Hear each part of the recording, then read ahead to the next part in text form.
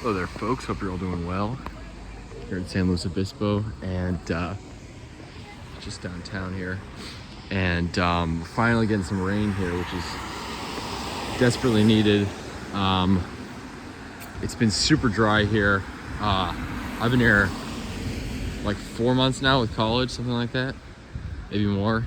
And prior to this, it's rained like once, and it's literally been sunny like pretty much every single day in those 4 months. It's an incredibly sunny climate, and I guess it's normally go months without rain during the dry season, but we're in the wet season right now. We're well into the wet season, and it's quite unusual how long it's taken for rain to fall. Again, like one rainstorm over Thanksgiving, I think, like 1 or 2 days with a little bit of rain. But now, rained yesterday, it's raining today. See the view up there with the mountains, and yeah, more on the way. So I don't think we're supposed to get much rain till this week, but then Friday and then next weekend it's going to pick back up. So that's super exciting. Again, desperately needed. You guys have probably been following and seeing on the news the horrific fires in LA, which is just absolutely insane. Fires aren't unusual out here. Obviously it is like a drier climate, but that level, that close to the city, fueled by the winds, and of course just the excessively dry climate, that is definitely unusual. So this is desperately needed. Obviously one problem that comes with it is, like in certain places, like especially LA, after the wildfires come through, take out the take out all the stabilizing vegetation on the hillsides, you have a huge landslide risk with all the rain coming down. So that's one thing that might be happening, but obviously this is desperately needed. So and there more than anywhere, but here too, it's just been super dry. It's really quite an interesting climate, and it's, I guess, a little bit different than how most people imagine it once you live in it. I didn't realize even just how sunny it is. I mean, obviously it's been unusually dry, but the fact that it's sunny like every single day is crazy. But then also you do get seasonal fogs. So like when I got here the first like month or so, every single night the fog would roll in. So it's a very sunny climate during the day, but then at night you get that nourishing fog. So that's why, like, up on the hillside, again, that's not a particularly like moist environment. All the water drains down, obviously, but there's huge ancient live oak trees up there, and it's pretty remarkable those things can survive months and months of no rain. But the fog plays a big part in that, because fog drip adds a lot of inches of rainfall equivalent. Water moisture comes out of the clouds, and many mornings, like when the fog rolls in, I mean, this isn't fog, this is just normal clouds, but the fog will be like down to the lower part of the mountain there, so it comes really low down and blankets the town, and again, provides a lot of moisture. So also helps if you have like a garden here. You don't need to water quite as much with that fog. It helps a little bit compared to like a desert climate. But this area gets like 22 inches of rain, I think, or I think that's the campus. The weather station on campus says 22 inches.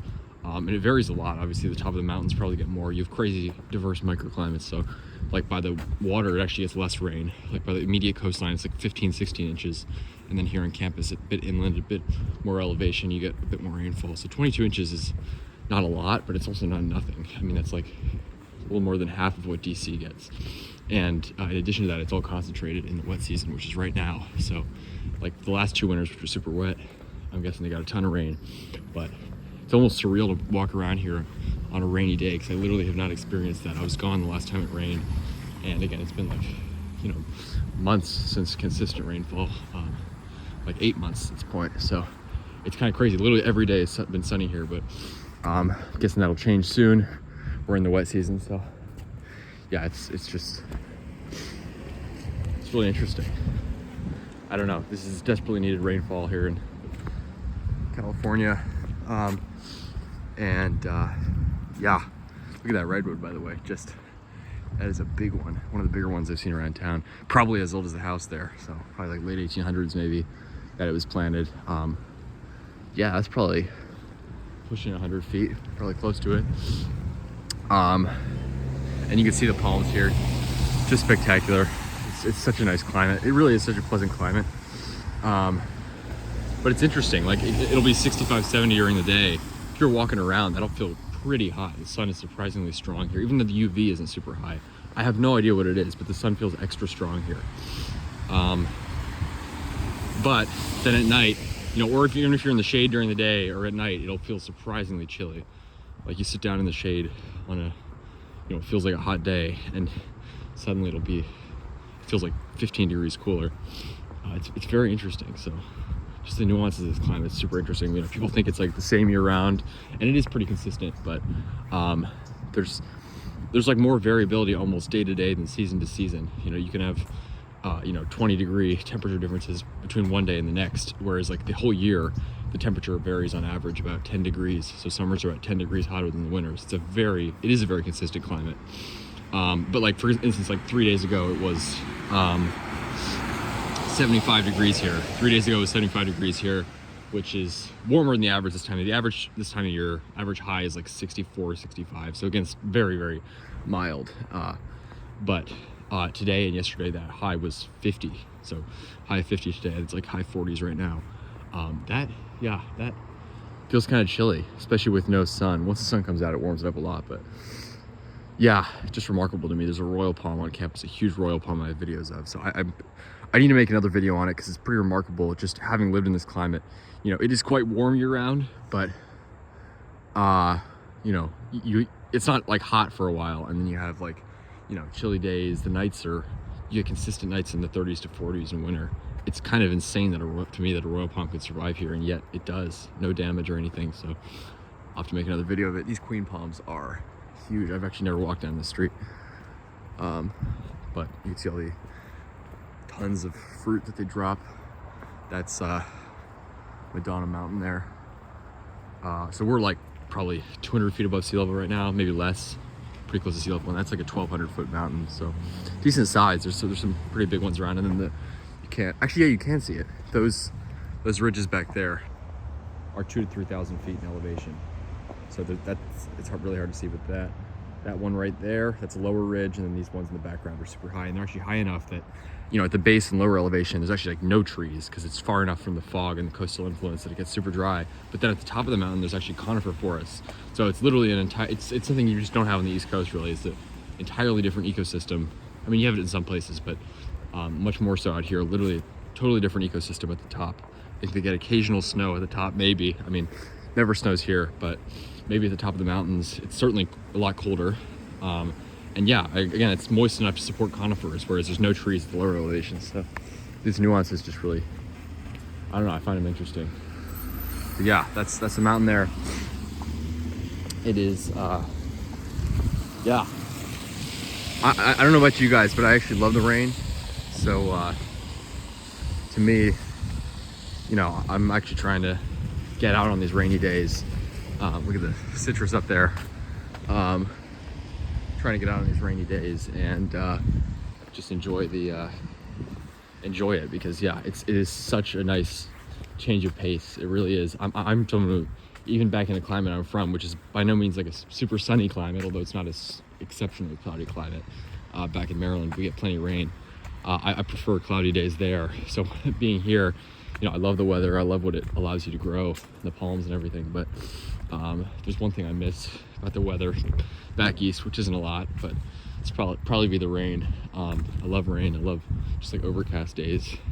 Again, when I got here, you'd have like a few hours in the morning, and then sometimes in the evening when the fog rolls in. Every single night, every single day, you have fog for some hours of the day, although it would pretty much always burn off.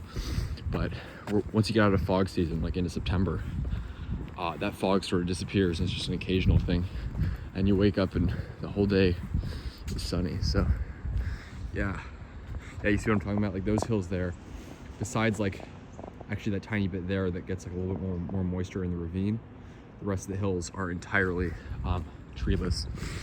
And then the tops of the peaks there, you have forests. So people don't realize just how much the landscape and climate varies over such short distances.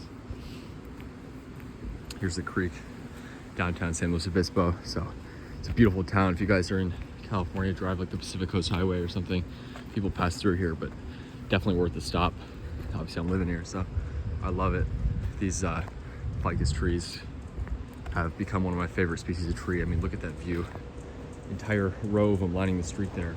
they provide pretty much total shade to the street, which is always welcome. You know, not that it gets so hot, but obviously it's always sunny here, so that's a pretty nice feature. Mexican fan palms there. Yeah, look at those ficus trees. It's really, really spectacular. And those are probably, I don't know how old they are actually, but they're got quite a size to them. So that queen palm is probably like 100 years old. That's one of the bigger ones I've ever seen.